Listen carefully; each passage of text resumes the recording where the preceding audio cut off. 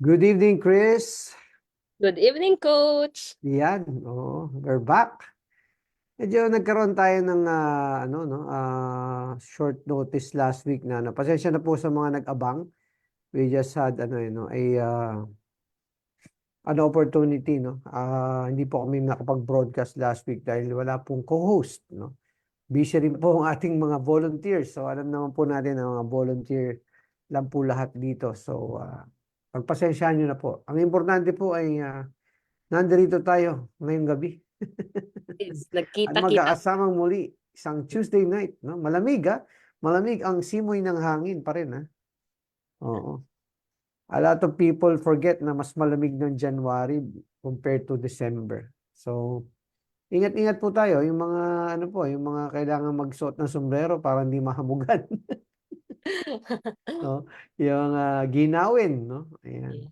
Pero syempre, may mga naman, mga kayakap at yung mga nasa bahay na tuwa naman sapagkat napakaganda ng panahon, medyo matipid sa aircon. Yeah. Namnamin po natin sapagkat sa loob lamang po ng isang buwan na lang siguro ay syempre, summer na. So, speaking of cold weather, batiin natin ang mga nasa Baguio. Yan, yung mga gandang lugar pagka ganitong malamig. Tagaytay, di ba? Yes. At Tagaytay, ano pa ba? Antipolo, kahit pa paano, merong lamig na rin dyan, di ba? So, speaking of Antipolo, batiin natin yung mga taga Leon, Authentic Mexican, no, na kitchen, na naging guest natin, no, si Leo Benson at si Ann Santibanes at ang buong team Leon. At syempre pa, hindi pa uhuli ang mga nasa ibang lugar, gaya ni Selwit Alvarez. Good evening. Coaches, sabi niya, no? Si Pau Hismundo, Gismundo at si Sherwin Julius De Leon sa Langsang. Ayan.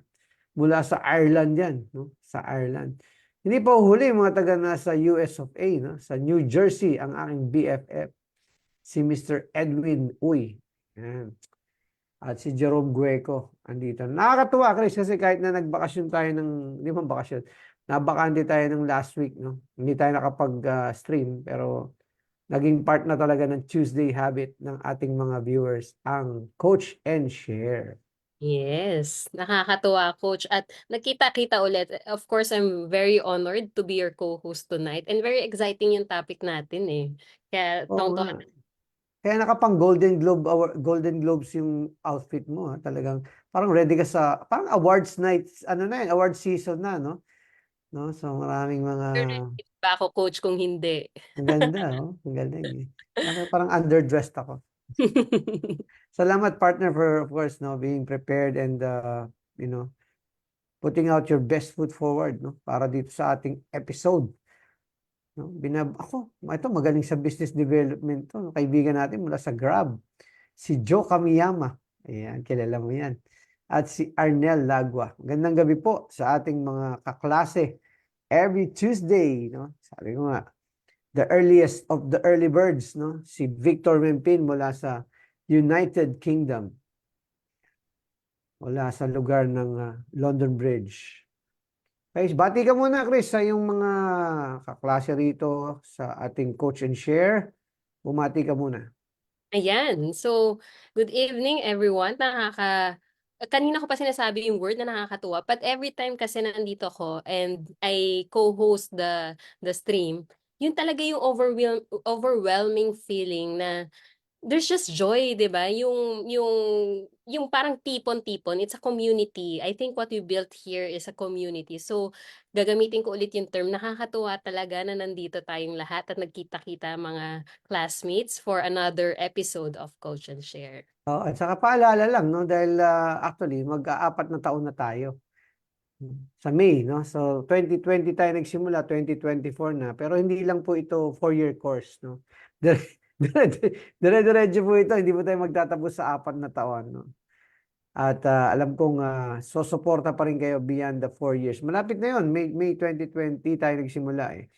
So 2024 of May, 4 na taon na tayo. 162nd episode natin tonight. So it's another milestone, no? And pag nandito si Cher, inaasar ko yun. Kasi sabi ko nga, no? She was hesitant, no? And ngayon, before, no? And now, she's shining as a, di ba? as a co-host dito sa ano, as my co-host and our co-host dito sa Coach and Share. So, Yes. andito na rin si Margaret, si MG Liwag, si Bongki Kabog at si Teacher Yam. Si Julio Mananta nandito na, saka si Cecil Concepcion. Anong topic natin ngayong gabi, Chris? Para i-review lang natin, na. Although alam natin na sinubaybayan nila yung last episode, which is the first part, no, ng ating series. Ano ang ating topic for tonight?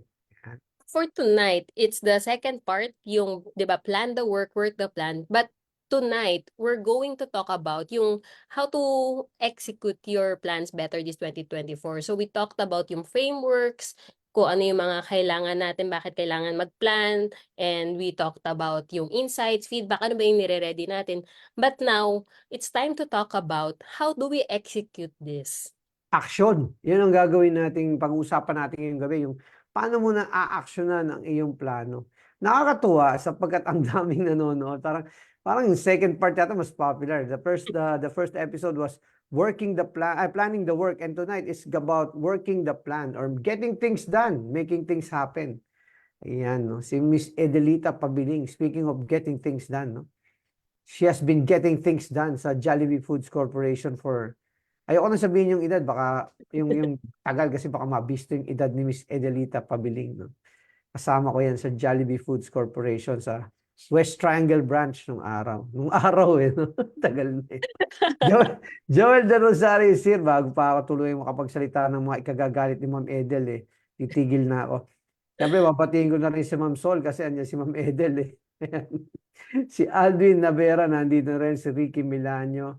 Ang dami ng classmates, para na ako nag-roll call, so ready na tayong magsimula. Tama si Miss Chris, no? We talked about last week, reviewin natin, di ba? We talked about the basic framework of, clarifying ano ba yung mga planong kailangan, and we gave the viewers our classmates a very simple checklist. You have to do your people plan, your brand plan, and your business plan. No? Tatlong sets ng plan yung gagawin mo. No? Iba pa yung ano, pagka pinag-usapan yung plano, naalala ko si Architect Turla. Architect Arnie Turla, no? Isang alamat ng restaurant design. Talagang alamat na yan. Pag pinag-usapan si Architect Turla, naalala ko yung mga mechanical plans, sanitary and plumbing na sinasubmit sa mall. No? Ayan yung mga people behind the scenes, di ba? So, si Architect Turla, magandang gabi sa'yo. Yes. Architect Arnie, Yahoo! Ayan, sabi Ang nga. ganda nung ano mo, coach. Ang ganda nung analogy, although jokingly mo sinabi. Because, di ba, before you get to really do your restaurant or bago mo siya ipatayo, di ba, katakot-takot na plans yung pinapasa, di ba, sa munisipyo, sa Mm. mall, ganyan. So, it's really more of yung analogy then, it's parallel with what we're doing, di ba, na kailangan may plano ka talagang lahat na nakaset up bago ka umaksyon. Yeah, kasi pagka, total na pag-usapan, reviewin na natin. Tama yung word na ginamit mo, it's an analogy dun sa mga technical plans, no? Meron din dapat kahit hindi ganun ka-technical, no? Yung pinaka-fundamental natin, yung general plans natin. Kaya nga hinati natin siya sa tatlo eh. Start with your people plan. Kasi kung wala yung mga taong mag-execute, kung hindi mo nabuo yung tamang team, kahit gano'ng kaganda yung brand plan mo sa business plan mo, walang mag-execute. Ngayon natin marirealize ngayong gabi yan. No? At tayo po'y magbigay pugay sapagkat siya po'y nagbabalik mula sa Europa, no? Sa pakikinig dito sa Resto Coach, Coach and Share. Siyempre po ang reyna ng Coach and Share. Sa lahat ng mga classmates na itong ating reyna, ating madam, no? Si Mami Sin Pineda. No? At talagang yan ang masugid na sumusubaybay, sumusuporta sa kanyang mahal na manugang. So, mula po sa Paranaque, no, magandang gabi po. Magbigay-pugay tayo at magbumati ng magandang gabi sa ating minamahal na Mami Sin Pineda. Ayan, si Elmer Miklat nandito na, no? Hindi ko sinasabing magkasing edad sila. Pero dito si Elmer Miklat na ang hari ng Katipunan naman yan, no? Nico Española is also here, Carlos Torreas. Alam mo, isa sa enjoyment ko to, yung every week nakikita ko yung mga pangalan na namimiss ko na sila eh, no? Ay, si Elmer Miklat, namimiss ko na talaga yan, no? Sana magkita na kami. Si Friday Aguiliana, nandito dito. Si Nyenye, no? Pag nakikita mo. At syempre po, si Master Eugene Jacobe na naging guest natin. Nako, namimiss ko na to. Hindi ko pa nadadalo. Baka magtampo na sa akin to. Batuhin ako ng sandok na ito, no? Master Eugene, magkita tayo sa Huwebes. Oo, meron akong magandang balita sa'yo. Ayan, ginawang ano no, parang PM tong episode. Anyways, so excited na akong masimulan. Simulan na natin ang pagtatanungan. Siyempre, wag po tayong bibitaw at ilabas na po ang ating mga mahiwagang notebook, no? At Yeah. magsulat na po tayo ng notes. Ngayong gabi, pag-usapan natin yung follow-up, no? Part 1 was planning the work and tonight we'll talk about working the plan. Sige, Chris, go ahead. So, na-mention na nga natin kanina yon, 'di ba, Coach? So, meron na tayong na-set na frameworks eh. Binigay na natin yung frameworks or yung parang foundation, yung structure kung tawagin. So, dahil meron na tayong frameworks, yung ating people plan, brand plan, at business plan, how do you actually apply this to your day-to-day operations? Paano mo siya i-execute? Ang tawag dyan is operationalizing your plans, di ba? Pero i-rewind muna natin, no? Para lalong ganahan yung mga hindi nakapanood ng part 1 na manood ng replay. Behind the plans, di ba sabi natin may prerequisite, di ba? Yung purpose, clarifying your purpose, di ba? And making your vision exciting and detailed and specific, di ba? Tinasagot yung tanong, why are you putting up your business? Where are you going? No, where will you be? And then yung strategy, yun yung backbone nitong no, nitong plano, no? Yung strategy mo, the pinaka main how am I going to do it more effectively and more efficiently than others, no? Para makarating ako from where I am right now to where I envision my company to be or my resto negosyo to be. Okay? So yun, and then nilatag natin yung plano. Yun yung tinatawag natin na proper sequence of events. Kasi kung walang pinagbabasihang purpose, vision, strategy, baka uuga-uga yung plano. Ngayon, nailatag mo na yung plano, pinaliwanag natin nakarang episode. Very important to recognize na lalagyan mo na ngayon ng detalye, no? Yung pagsagot sa mga basic na katanungan, sino gagawa? No? Sino gagawa ng aling bahagi ng plano and then magsiset tayo ng timelines, di ba? Sabi nga nila, plans should be or must be, hindi nga should be, must be smart, no? Specific, no? Specific, pag sinabing specific, what, who, when, how, no? And ano yung mga resources na gagastusin, no? Yung mga detalye. And then you talk about the letter M, no? Measurable. So it will entail also putting in metrics, no? Para meron kang metrics for every milestone. No? May pag-usapan natin yung katagang milestone, napakahalaga niyan, no? And then yung letter A is, no, achievable or attainable, no? Hindi ka pa pwedeng nagsiset ng, okay, ang ganda ng plano ko, pero hindi naman pala, malayo naman pala sa katotohanan, no? Hindi siya based on reality. Or baka masyadong matagal gawin. Yung pinag-usapan, Chris, di ba? It might be high impact, but it might be low probability na magawa mo. So, madidishearten ka lang, no? You know, baka sa simula pa lang, madishearten ka na. Kasi it's a dumiretso ka eh. Gusto mo agad akyatin bundok, di ba? Hindi ka muna nagsimula sa maliliit na mga burol, di ba? Sa Tagalog, no? So, and then you talk about realistic, no? Attainable, realistic, no? And then yung letter T is time bound, no? Yun yung pinakamahalaga na palalagyan natin ng kalendaryo. So, yun, basic guideline yun. Now, to answer your question with more details, ang sinasabi natin dito is that, especially kung startup ka, ang pinakamagandang mga tools mo dyan is yung simpleng tool. Pinakasimple pero pinaka-effective na tool ng kalendaryo. No, you have to assign, to make it time bound, you have to put in timelines, no? Lagyan mo yung kalendaryo mo. And then yung kalendaryo mo, makikita mo you have a general idea, no? And maging tayo, no, maging mindful tayo sa kung anong realistic lang na number of working hours that we can actually do in a day, no? Like a 24-hour day, you don't expect to work 24 hours. 8 hours dyan, tulog na, no? And then you have time in between to eat, no? So, ang susunod, okay, may kalendaryo na ako, lalagyan ko ngayon ng flight plan, yung paborito natin. Flight plans, no? Ibig sabihin, yung flight plan, ididetalye mo yung per oras, no? Ipa-plot mo talaga kung ano yung gagawin mo, no? Ganun kasinsin, no? Lalo pagka restaurant business, no? Kasi importante, anong ginagawa ko pag Lunes? Anong ginagawa ko pag Martes? Kailan ako magpapahinga? Kailan oras ako kakain? Nakadetalye yan sa iyong daily flight plan. So, sa madaling salita, you break, yung kalendaryo mo ng isang taon, ano yung mga annual milestones, ano yung mga quarterly milestones, di ba? Ano yung dapat mangyari sa loob ng 3 buwan? Ano ngayon yung dapat mangyari sa iyong mga monthly milestones? And then yung buwan, bibiyakin mo ng 4 na weekly milestones, no? So, and then yung week mo, bibiyakin mo into daily flight plans, no? Yung mga matagal ko nang nakatrabaho, familiar na sila dyan, di ba? Yung pagiging systematic mo in assigning yung time. Kasi dalawa yung mahalagang bagay na parati ko kino-coach na yung time and options, di ba? So time, pag inallocate mo ng tama yung time, no, papag-usapan bigla yung priorities, no, yung tinatawag na high impact priorities. Ano yung mga bagay na pag ginawa mo, inuna mo, kasi may plano ka eh. Tatanong, ano yung uunahin mo? Siyempre, yung proper sequence, no? Yung mga bagay na pag nag-create ng impact, magkikreate ng snowball effect. No, yan, pag-uusapan natin yan. So, I think yun yung general answer to your first question na pang grand finals agad. Nakakatuwa, Coach, kasi di ba pinag-usapan natin before and I think we touched several topics about this. It's about yung alam natin na the only resources that we have, di ba, that cannot be recycled or hindi na mauulit is time. Di ba? Yes. So, dapat talaga we are very picky or yung choosy tayo dapat. Parang ano tayo eh, we are very deliberate kung saan natin ilalagay yung time natin. Yes, intentional, deliberate, no? At saka alam natin hindi lang kung kailan mag-yes, kundi mas mahalaga kung kailan tayo mag-no, 'di ba? Okay. So yun yung time, yun yung pinili kong unang i-discuss because time management is not something that you can you can actually arguable yung time management.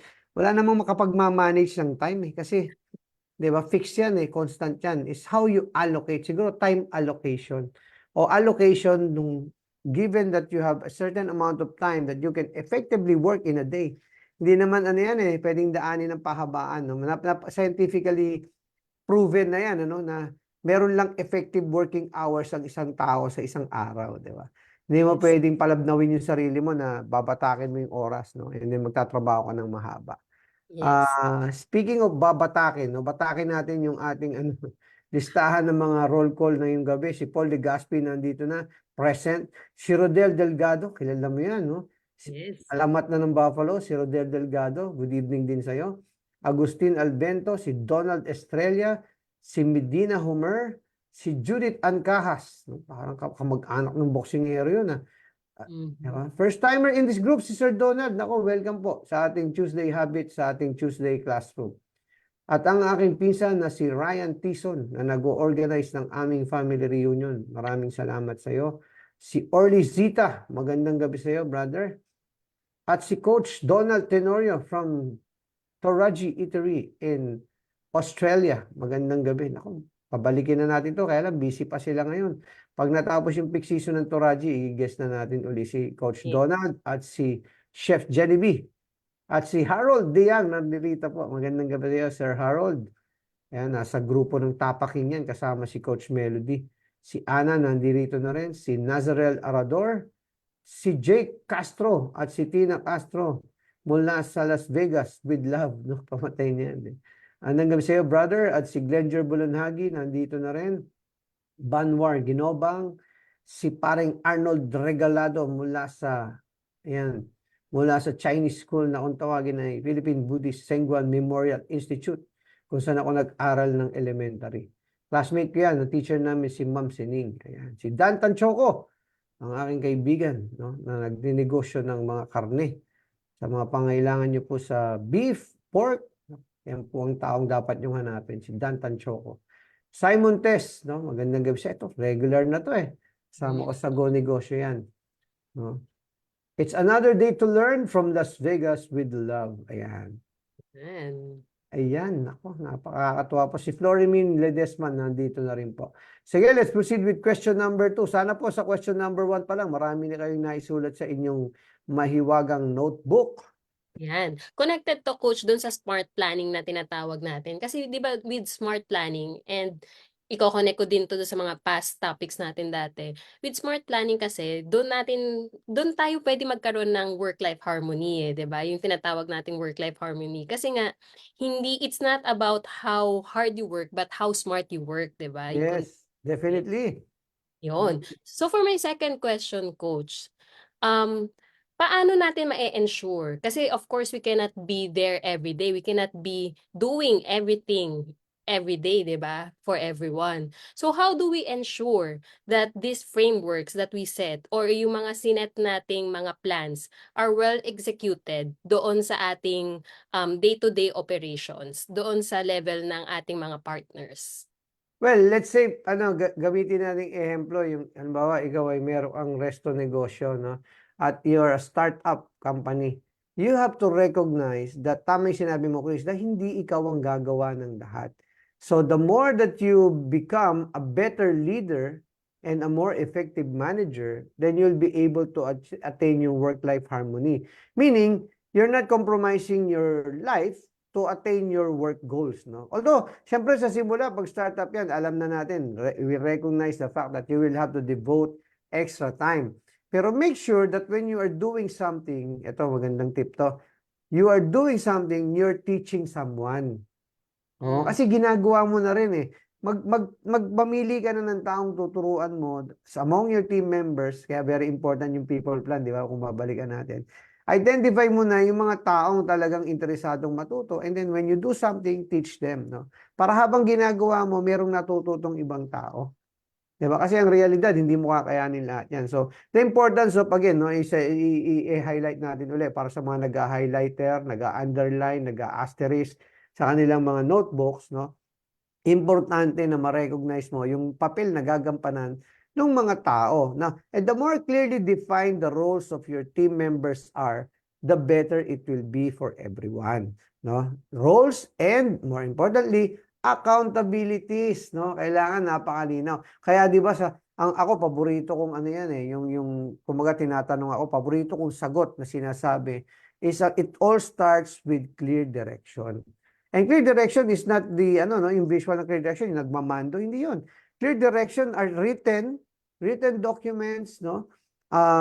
Clarifying, no? Clarifying each team member's role in the team and how they can effectively contribute. Kasi that will also guide you, no? Pati ikaw, no, as their leader and manager, and kung ikaw yung business owner, it will guide you kung paano mo i-allocate yung time mo with the whom in the team, no? Kasi sabi ko nga, be where it matters, when it matters, doing what really matters, with who really matters. No, kailangan alam mo kung sino kasama mo, sino tinuturuan mo for this particular task, sino tututukan mo, no? Kasi the more you teach, no, the more you empower people, then the organization's capability and competence, no, multiplies, no? Yun ang kahalagahan ng pag-recognize nun. Work-life harmony is something that can be achieved. No? Realistically, kayang-kaya yan. Depending on, number one, who are the people in your team. No? Sino yung kasama mo, sino yung katrabaho mo. And then secondly, depending on the direction that you are giving them. Gaano kalinaw yung direction? So, building a team, no, and clarifying the role, clear direction, and then preparation. No, yung preparation, kasama dun yung training, no? Yung training in terms of knowledge and training in terms of hands-on capabilities, no? Yung paggawa, no? Diyan, di ba, pumapasok yung head, heart, and hand. How do you inspire the hearts of your people with your whys, no? Empower their minds, no? With the knowledge that you're imparting to them. And then how are you equipping their hands through the training that you are providing? Diba? Right. So, meron ka ng malinaw na pagbuo ng team, no? Yung choosing the right people, setting clear direction, then preparing them to execute. And then, lalagyan mo ngayon ng yung pang-apat na importante, no? Establishing the systems and standards. Yun ang isa sa mga naghihiwalay doon sa mga nagiging scalable at sa mga nananatiling isang branch lang. O yung mga isang branch lang pero hindi nag-grow yung benta.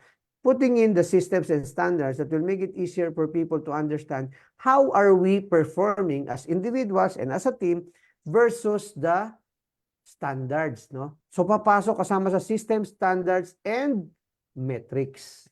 No? Yun. So paglilinaw, sa paglilinaw, okay, yung mga operationalize natin yung lingwahe, no? Ano yung daily sales target? Ano yung per shift target, no? Aside from sales, ano yung cost management targets? Diba? Diyan pumapasok yung mga sistemang tulad ng prep sheet, ordering sheet, no? Sa kusina, ordering forms, no? Consolidation of suppliers, no? And all of these things that you are putting in, di ba? Sabi nga natin, ang definition ng system is something that will make it easier for our people to make the right things happen, get the right things done consistently and fast. So pagka yun ang na-achieve ng isang tools o isang tool or isang sistemang nilagay mo, then it is actually a system. Kung kung sa kabaliktaran, nagpapahirap siya sa tao, no? Ang pinaka-notorious na example niyan, yung mga reports, ang dami mong hinihinging reports, ang dami mong hinihinging updates, hindi na nakatrabaho yung tao mo. Then, you're not putting in systems actually. You're impeding the workflow, no? Kabaliktaran yung nangyayari, di ba? So, mula sa Malaysia, bumabati si Migo Freco, no? Kaibigan to ni Cher at small world talaga. Kabasketball ko siya at yung tatay niya, yung mga kapatid niya. At ngayon, magkasama sila nila Cher sa Malaysia, sa KL, no? Kuala Lumpur. So, magandang gabi sa iyo, Migo, at sa mga kababayan natin dyan sa KL. No? Yes. Sabi ni Simon Tess, it's one of my main projects this year to establish systems para roll lang tayo ng roll pataas. Ayan, no? Yun. Sila ng gugulong pataas. No? Siyempre, nandito rin ang ating isa sa mga semi-regular co-host, si Christina McCaffrey of Bridgets. Ayan, Bridgets. Si Jennifer Estacio. Ayan. Nako, panay daw ang tango ni Simon Montes sa mga sinasabi natin. Salamat po. Si Allen Ciasar, si Marlon Loy Malonzo, si Gloria Bagat, si Jerdy Silva. Ayan, God bless din sa'yo. Avi Castillo, si Leslie Vinarao, si Nico Bien, si Mila Siguritan, si Raymond Ampon, at si Artemio Marquez. Pangalan ng direktor na tatay nila Joey Marquez yung kapangalan niya.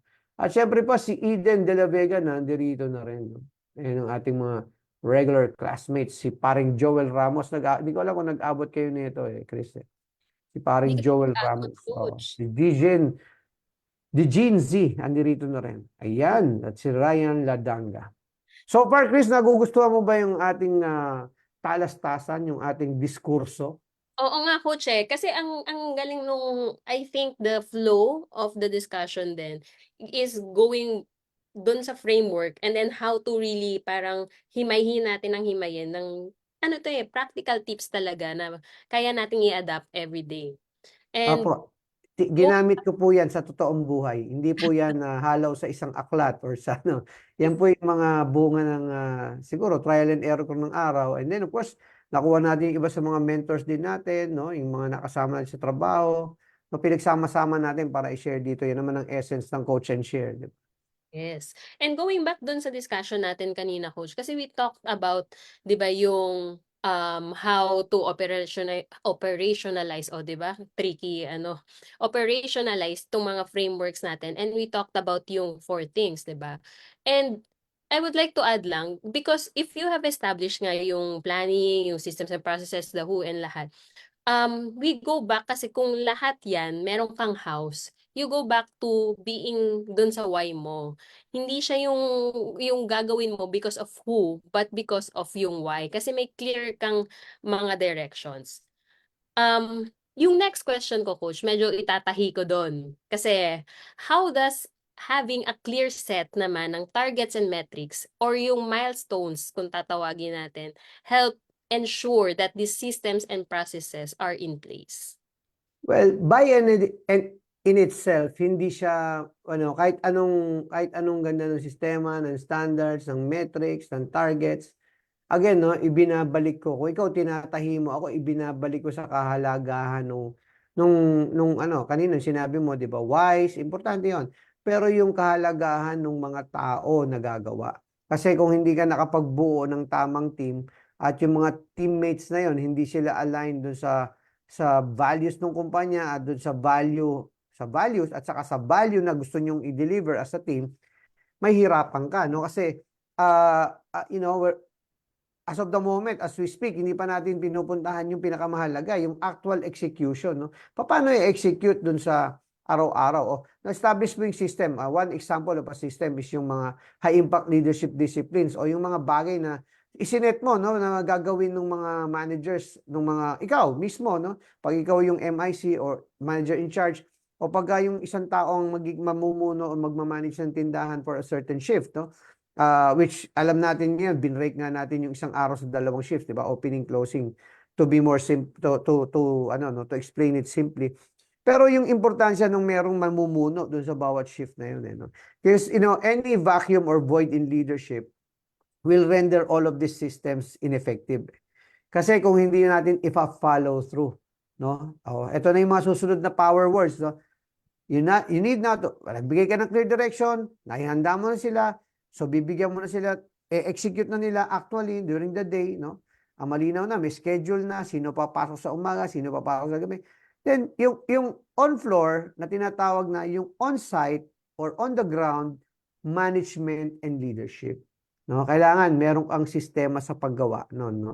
And very important, no? Yung sinasabing hands-on, hindi naman kailangan hands-on na ikaw mismo gumagawa ng lahat. Ang sinasabi sa hands-on is that you are on top of the situation. You are on top of the shift, no? In particular to sa restaurant business, no? Yun naman ang topic natin. So, that you are actually on top of the shift and what's happening, no? What's supposed to happen at what time? Who's supposed to do it? How fast are they supposed to do it? How many kilos of a prep item they're supposed to prepare. So diyan papasok yung paggawa ng mga prep sheet, no? Paggawa ng line check, no? And yung high impact leadership discipline na pagbibigay ng feedback habang gumagawa yung tao. Hindi yung pagtapos na saka magbibigay ng feedback. All of these tiny details, no? Yung engagement sa tao, yun yung mas effective na way kaysa yung iiwan ko kayo ito binibilin ko sa inyo, babalikan ko kayo sa loob ng 2 oras, hindi nangyayari, hindi yan magiging effective sa restaurant business. When you give direction, you have to follow through, no, and stay on top of what's happening, no, and work with your people, and para maramdaman nila that you are working with them and they're not working, no, on the goals without you being present. No, yan, very important yan. Kasi sa mga nagsisimula magnegosyo, di ba, naisip natin, hindi, basta nagawan ko ng sistema, pwede ko nang iwan yan. Bilang ko naman yung cups, bilang ko naman yung meron naman akong digital way, may CCTV ako. Nothing beats, no, lalo sa early stages of your business, the recognition that leadership is actually required, no, to execute. No, management might be driven by systems and systems might drive the behaviors, pero when you talk about behaviors, there should be a leader staying on top of all of these behaviors to give feedback. If they're doing a good job, you say, good job, keep it up. If, they are doing it the wrong way, set them aside, teach them how to do it properly, give them coaching points.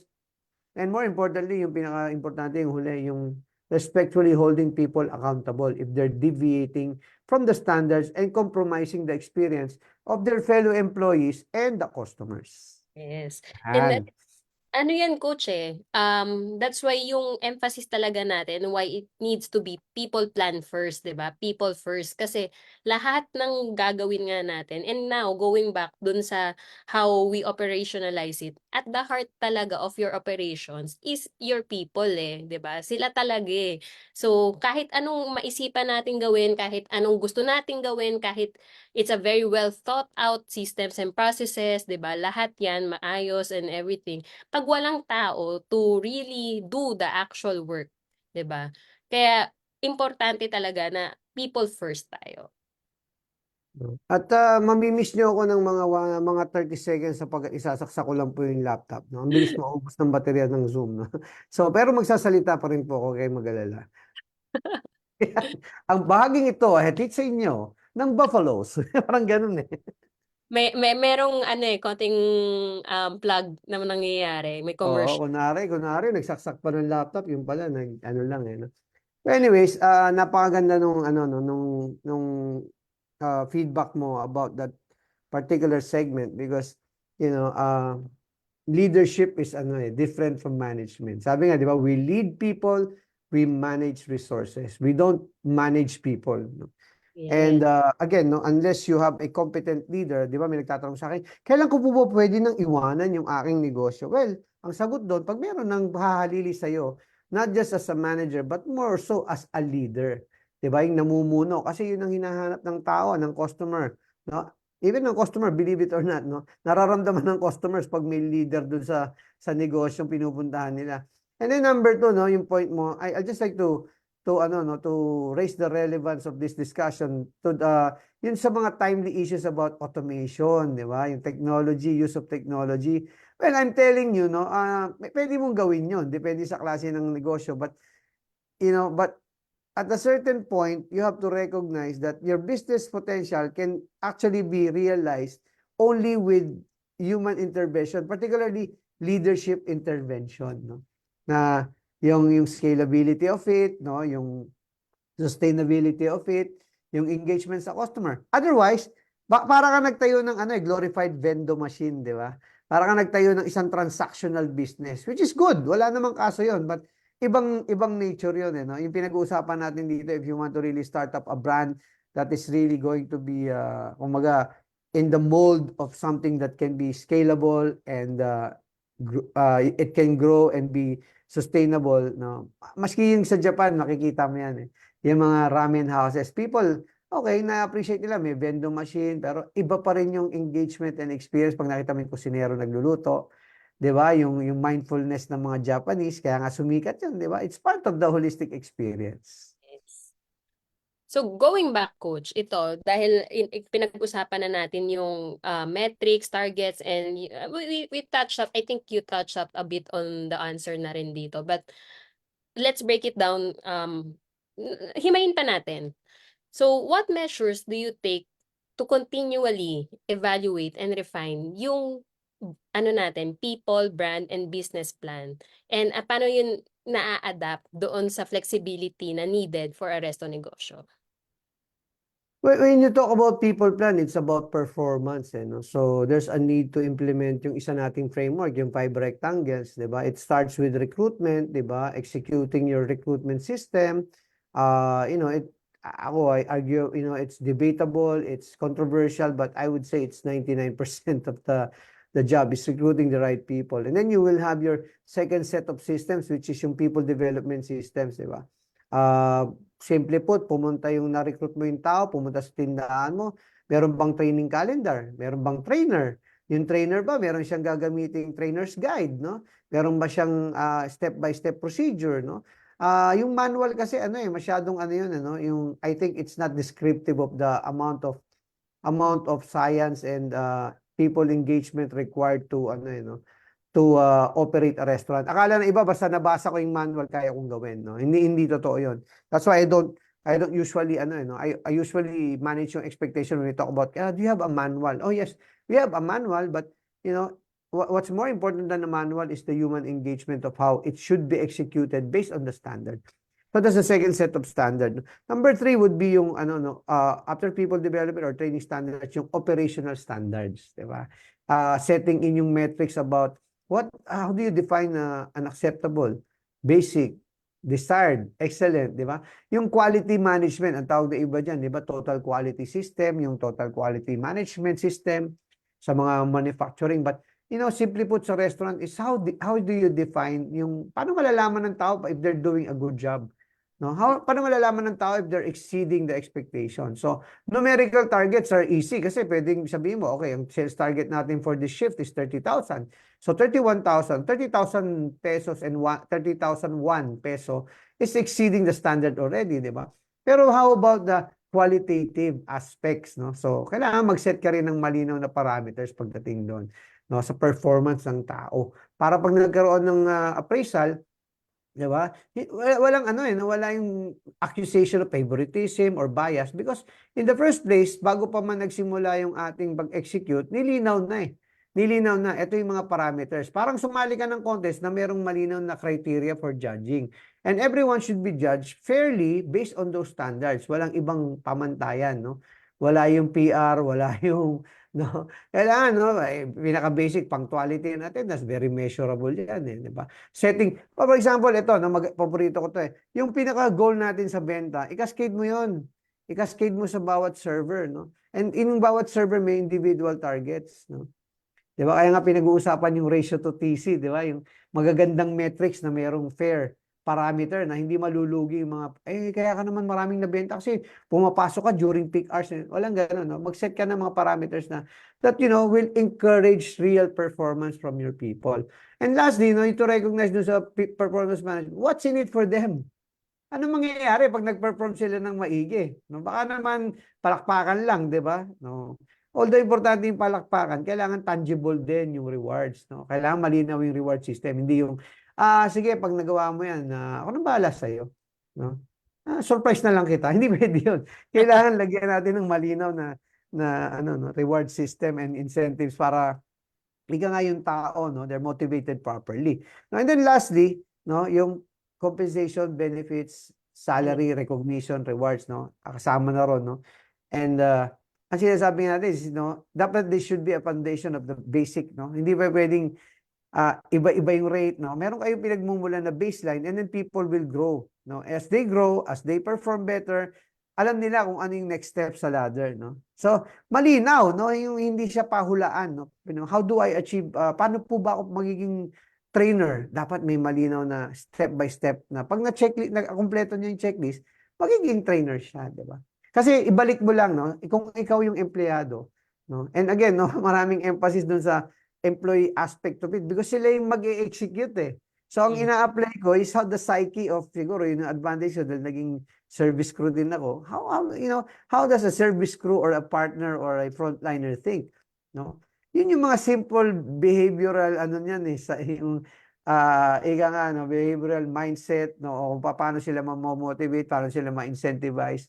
Ako, ano lang, no, from my years of experience, no, from my years of experience, talagang ano eh, basic, no, basic human needs, no, Maslow's hierarchy of needs, no, and you know that's why yung mga core values ng company parating nakasali diyan yung ano, respect and mindfulness, because it's a reminder that we're, you know, leading people. We're not dealing with inanimate objects, no, or machines, no. People execute the plan. Yun ang pinaka-importanting recognition. Systems and standards are supposed to make it easier for our people to execute the plan. So as leaders, hindi tayo dapat nagpapabigat ng execution. Sa halip, tayo nagki-clear ng daan para mas maging madali yung execution for them. Does that answer your question, Chris?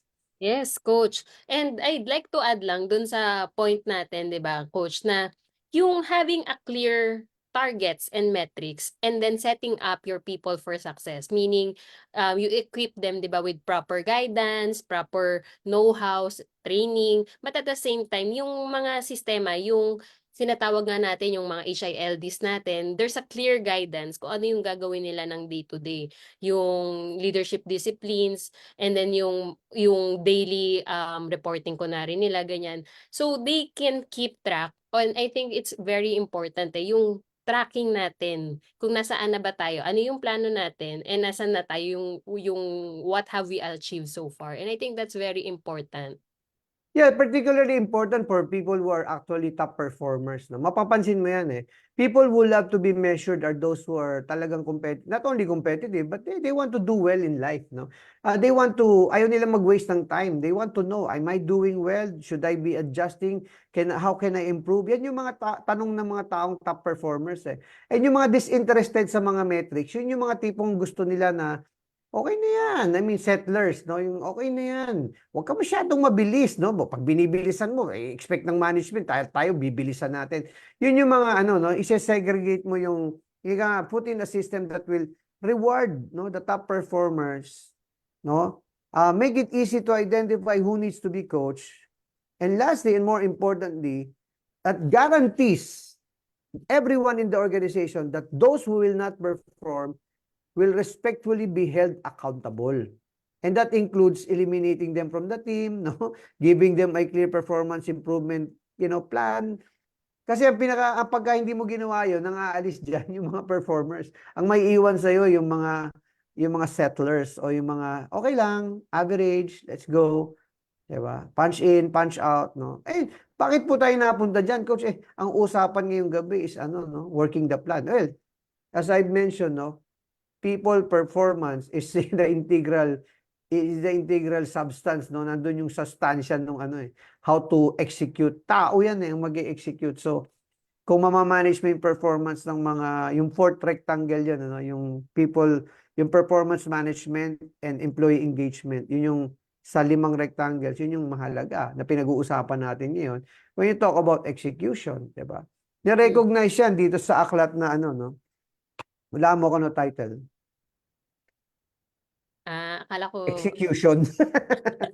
The discipline of getting things done by ano si Larry Bossidy. Sinasabi dito na recognize that the three processes, the people process, no, the strategy and the operational processes, no. So, na-recognize niya eh. Yung unang-una is the people process.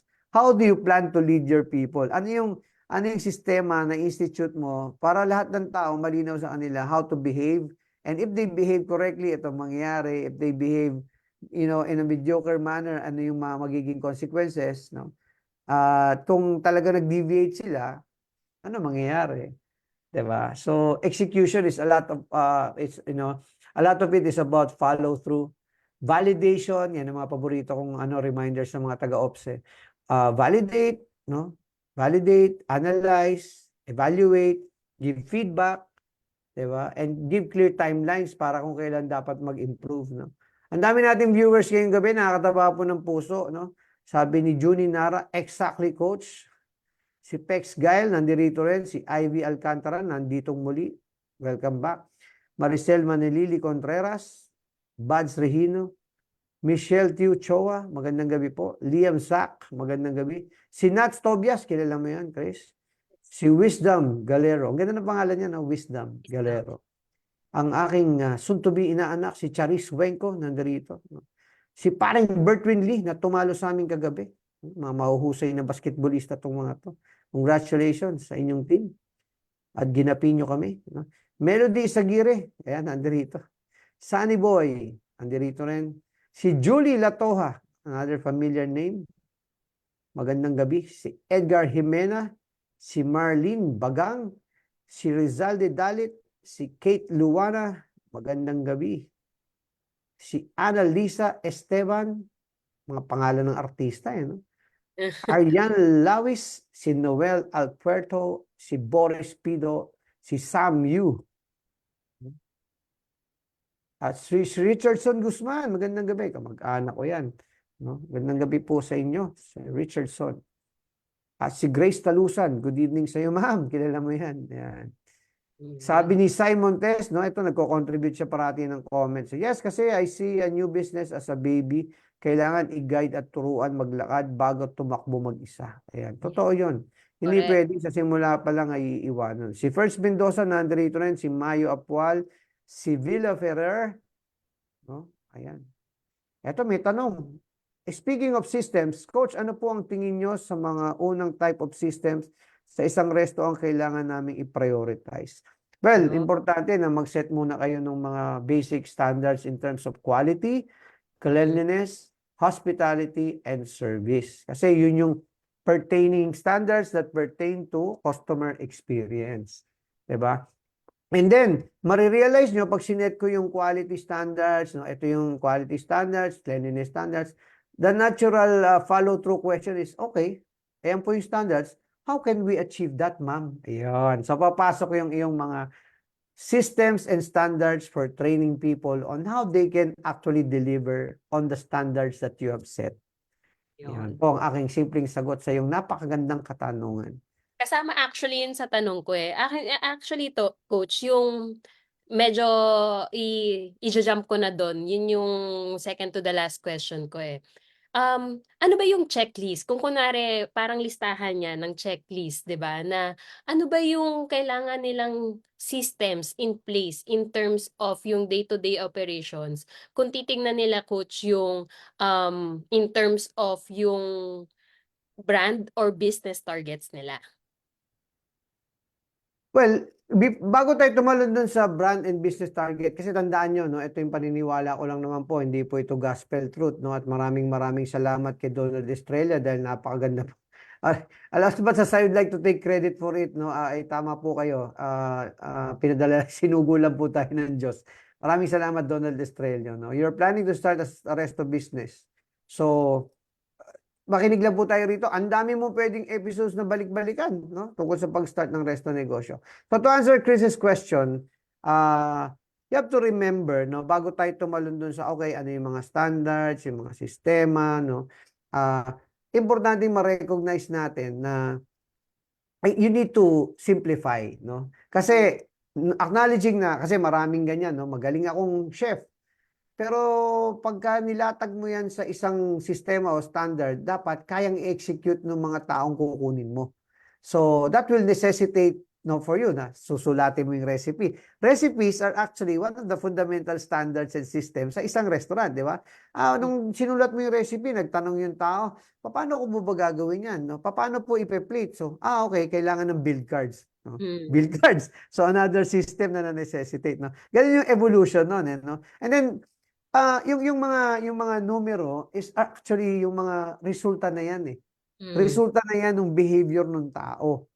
No? Behavior ng tao, ng performance ng tao, people, and then yung pag-establish ng effectiveness ng marketing mo o yung pag-establish ng identity, no, at personality ng brand, no? Magkakaroon pag nagawa mo yung dalawang plano na yan na pinag-usapan natin last week, na execute mo yung people plan, na execute mo yung marketing plan, no? Na promote mo na maigi, may metrics din sarili-sarili yun, di ba? And then lalabas na magma-manifest na sa business ano mo no results. Bibigyan ko kayo ng malinaw na example. No, pag hindi natin naiayos yung sistema ng menu natin, no, akala ng iba, hindi, gawa lang ng menu. Madali lang yan. No? Actually, ang paggawa ng menu ang isa sa pinaka-importanting driver ng lahat ng business results. Because that will drive your purchasing, that will drive your ordering, that will drive your prepping, that will impact your labor cost. No? Kung komplikado yung execution ng menu item, marami kayong wastage, no? So all of these things, no, kaya hina-highlight ko, napakahalaga to put in yung 5 rectangles, di ba? The recruitment system will take care of the who. The people development system will take care of the how, no? The operational system will take care of, is supposed to take care of, executing, no? Yung people and training na binigay mo, they will not execute the business plan, the brand plan, the people plan. And then yung performance management, you're supposed to give feedback. In sequence yun eh. Okay, nag-perform tayo unang araw ng ating operations, di ba? Mag-post, post shift meeting. Huddle tayo. Yun, that's a one basic form of, di ba, giving feedback. Para next day, ang expectation, dapat mag-improve tayo kasi nagbigayan tayo ng feedback. Di ba? Pag opening, alam ng mga kasama sa opening team yan eh. Di ba na, first day of operations, wala mo nang uuwi, mag-uusap-usap tayo. Or early in the morning the next day, mag-uusap-usap tayo. How can we improve?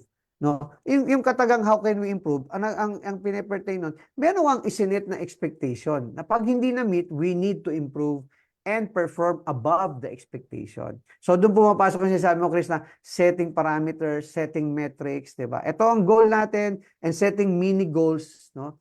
Kaya napakahalaga nung nung mindset na hindi isang araw, no? Hatiin mo yung isang araw sa 2 shifts.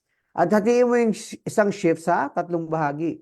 Pre-shift, on-floor, post-shift. Di ba? So yung isang shift napaka laser focus tayo. Pinaghandaan natin yung pagbubukas ng pintuan. Pag nabukas yung pintuan, magpo-focus tayo sa operations. Pagtapos natin mag-operate, bago tayo mag-turnover sa panggabi, magpe-prep tayo, mag-endorse tayo ng maigi, maglilinis tayo para hindi sila mahirapan. And the cycle continues, di ba? So, that's, I think from a restaurant, yung mga matatagal na sa restaurant, mauunawaan yan eh. Ma-establish mo yung rhythm and cadence, di ba? Yung performance management, is ingrained into the daily behaviors and disciplines, no? And ulitin ko, sa dulo, i-wrap up ko pa rin, susupot ko, ang nagsusupot sa lahat ng yan is yung leadership ng tao na namumuno doon sa isang shift. Kaya nga ang tanong, sino ba manager kagabi? Bakit, di ba? Whether it's good or bad, uy, sino manager kagabi? Ang ganda ng closing, ha? Salamat, ha? Mag-logbook nga tayo. Thank you very much sa mga closers. Thank you for setting us up for success. No? Pinadali niyo yung opening namin. Ito, gantimpala namin sa inyo. Magta-turnover din kami ng maayos para sa mga panggabi. Diba? Yes. Ang ganda nung mo, coach yung segue din talaga natin doon sa framework. And we talk about performance metrics, 'di ba? So yun yung next na tanong ko actually, coach is how do you really measure yung success of your people, brand, or business plan? What are the clear metrics na parang, okay, I need to revisit my plan. I need to change something, or this plan is working for me. So what are the clear metrics or measure of success for your plans? Napaka pang-Miss kaya from pang Grand Finals pumunta na tayo sa pang Miss Universe. Bago tayo tumungo diyan ay batiin nating lahat mga classmates, no? Makikinig pa rin po sa atin to pero nasa ibang time zone na. Ang ating kaklaseng si John Eldrick Nang ay aalis na po bukas at pupunta sa New Zealand, no? So Wow. magkasama na sila ni Reynard Gallego doon, no? So Nice. sa ibang time zone, bon voyage sa buong pamilya ni John Eldrick Nang, of course si Apple at si Lucas kasama. God bless you sa inyong biyahe at syempre inilook forward namin na nandito pa rin kayo every Tuesday, no? Si John Eldrick Nang na naging ano natin, guest natin 'yan, no? Sila ni early episodes natin 'yan eh. 'Di ba nung panahon ng pandemic, 'di ba sila yung they talked about how the catering industry and the events industry is coping with the pandemic. So ang bilis ng panahon. So ngayon papunta na sila sa New Zealand tomorrow, no? Si Gladys de la Peña nandito rin, si Alvin Robiego, si Gina Santos, no? Si Rusty Mustafa, si Delia Galope, Danny Irapagire, no?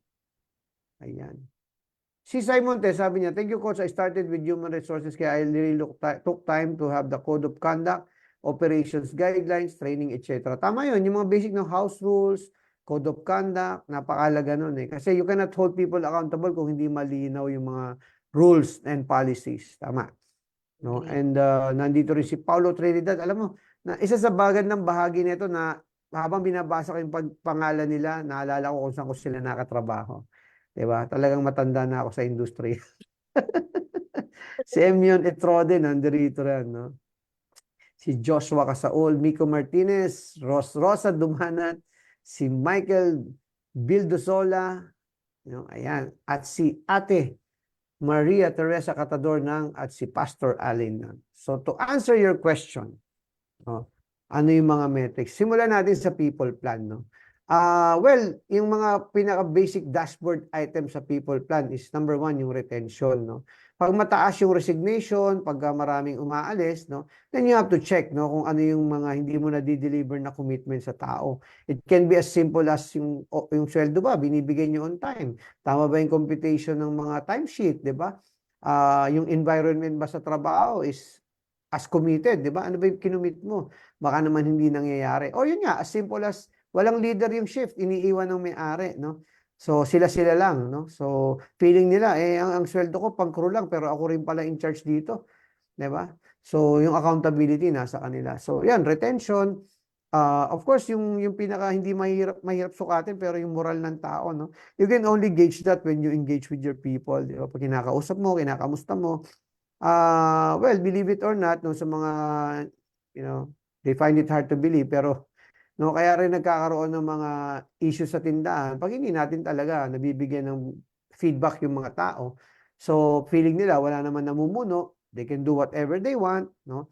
Walang diferensya kung galingan ko o hindi ko galingan. So, yung people, ano yan although you can measure retention, you can measure number, yung tardiness, no, punctuality, no, mga indicators lang yan eh. The best way really is to talk to your people, no, and give them mini goals, no, and yung mga magre-respond, bigyan mo ng bigger responsibility, and more importantly, reward mo.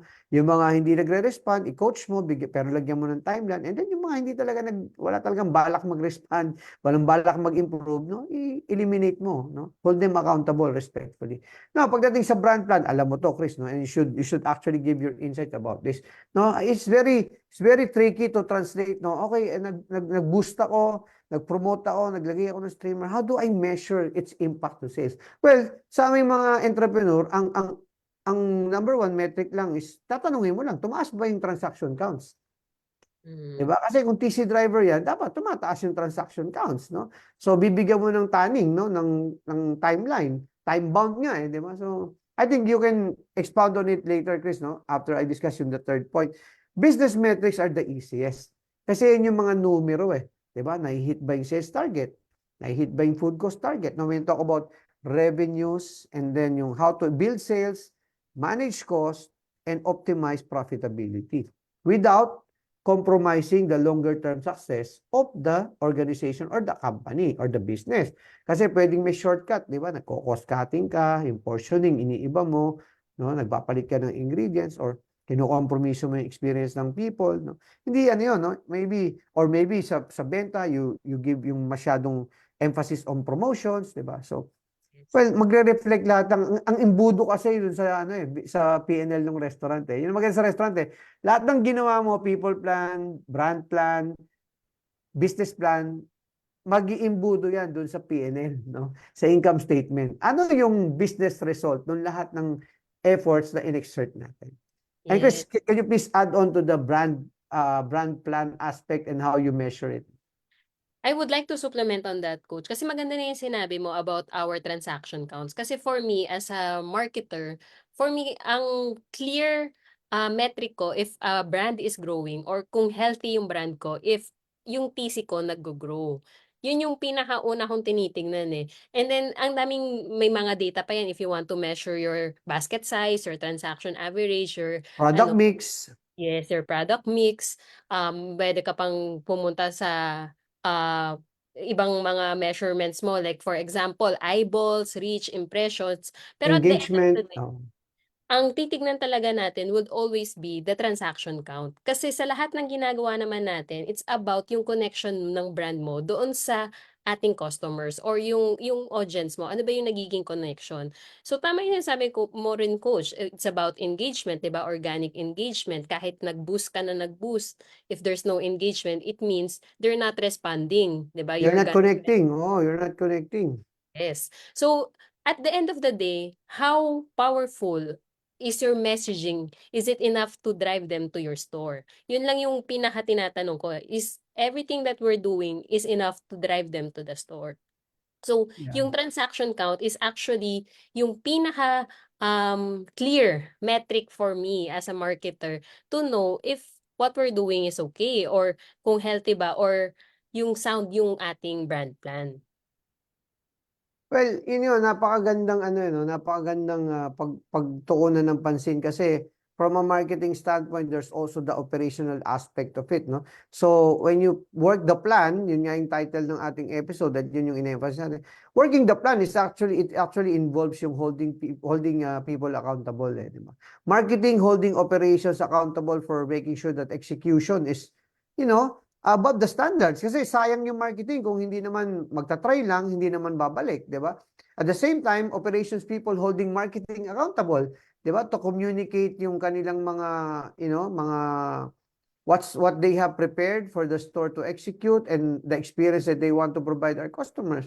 Di ba? Kaya makita mo yung ano no, yung careful management of the dynamics, but more importantly, the leadership required, no, to make a team work together to achieve a common goal, no? Transaction count growth is pure growth, di ba? Arguable yan. Pwede yung tumaas yung benta mo, tumaas na yung average check mo, yung basket size mo, and then eventually, nagde-decline na yung transaction counts. So, kailangan pagtrabahuhan ng mga iba't ibang tao sa organisasyon together, no, para yung impact, no, end-to-end. Mula nung nakita ng customer yung ad sa social media hanggang sa nag-decide siyang pumunta sa tindahan, hanggang sa nakita niya yung trabaho ng arkitekto at ininyero kung gaano nila binild yung tindahan, anong itsura ng tindahan, the temperature inside the store, the smell, no, the total ambience, the experience of it, and then the engagement of the people, no, operational yun, di ba? Ang hold accountable mo ron, operations people, people development. And then eventually, yung systems, no, makita mo kung gaano ka-seamless. Minsan, meron nga experience sa restaurant na, alam mo, nagbe-best effort yung tao is, sorry po, sira yung POS.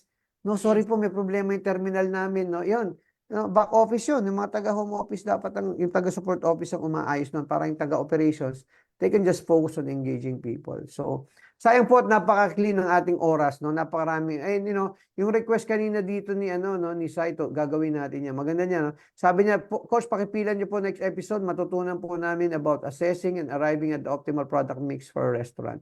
Yes, we Yun. will tackle that. Magandang topic yung Chris, no? Product mix, no? How to impact your product mix and how to get optimum results from it, no? Nakatali yan sa menu creation, di ba? Yes. So, Favorite ko yan, Coach. Master Ulysses Nang is here also from Max's Group of Restaurants. IB Simbahon, no? si Uren Uy, si Alan Barbarona, Sara Mendiola, si Joanna Miel, at si Rodel Domingo. At bago po tayo magtapos, Chris, ipapalakita po natin ang ating resto quote. Paborito ko to nahalukay ko, no? Control your own destiny, diba? Or someone else will. Napakasimple nung paalala ni Jack Welch, no? So, execute the plan, no? Plan the work, part 1, work the plan, part 2, pwede nyo pong balikan yung parehong episodes, reviewin nyo, no? Kung kailangan nyo reviewin. Ang essence po, ang dulo lang, no? Is a call to action. No? If we don't plan our work and we don't work our plan, no? Tatangayin lang po tayo ng agos ng buhay. And, somebody else will control our destiny. Yan, galing po yan kay Jack Welch, no, ng GE. Yan, isa sa mga sikat na leadership guru. No? Sige, Chris, maraming salamat sa iyo at magpaalam ka na sa ating mga kaklase. Ang bilis naman ng oras natin. Coach, ako, parang ang dami ko pang gustong sabihin, ganyan. Pero that's what's good about naman Coach and Share. Kasi weekly naman tayo nagkikita-kita. And I think the testament is the 162 episodes of how we can really diverse pa, himayin pa natin, i-discuss pa natin, 'di ba? And more guidance, yung complex world talaga ng pagiging resto negosyante. So, maraming salamat for having me again. It's always a pleasure and it's always an honor to be with our classmates this Tuesday night. See you next Tuesday po. Maraming salamat sa lahat ng nanood. Ang ganda po ng ating viewership mula sa part 1, part 2. Next week po, we commit that we will provide you another exciting related episode. Mukhang ito yung interesado kayo. Siyempre, sa pagsisimula ng taon, it's about, doing better, di ba? Yung attitude. The mere fact that you're thinking of doing better or improving, malaking ano na po yan. Malaking pagbabago mula sa nakaraan. Okay, so again po, next Tuesday, we will continue to coach and share. God bless po sa ating lahat.